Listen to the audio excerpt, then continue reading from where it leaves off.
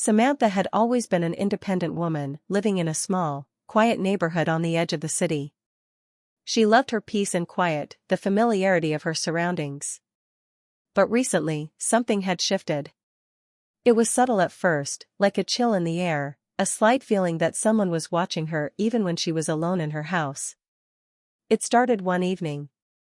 Samantha had just come home from work, dropping her keys into the bowl on the kitchen counter. She noticed the blinds in her living room were slightly parted. She could have sworn she had closed them earlier, but she didn't think much of it.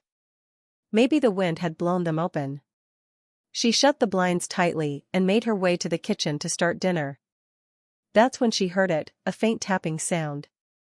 It wasn't loud, but it was consistent, rhythmic. Almost like fingers lightly drumming against the wall. Samantha froze, her heart pounding in her chest. She glanced at the door, but there was no one there. She took a deep breath, trying to calm herself. It was probably just her imagination, or maybe a neighbor's dog or someone outside. But the tapping persisted. It was coming from the other side of the wall. The wall that separated her living room from the narrow alleyway outside.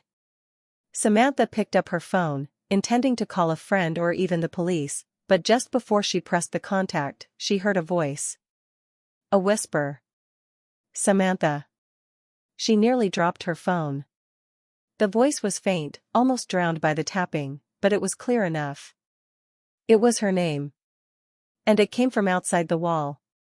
Her pulse quickened. She bolted from the kitchen to the living room, her eyes scanning every corner of the room. The blinds were still closed, the door locked. No sign of anyone.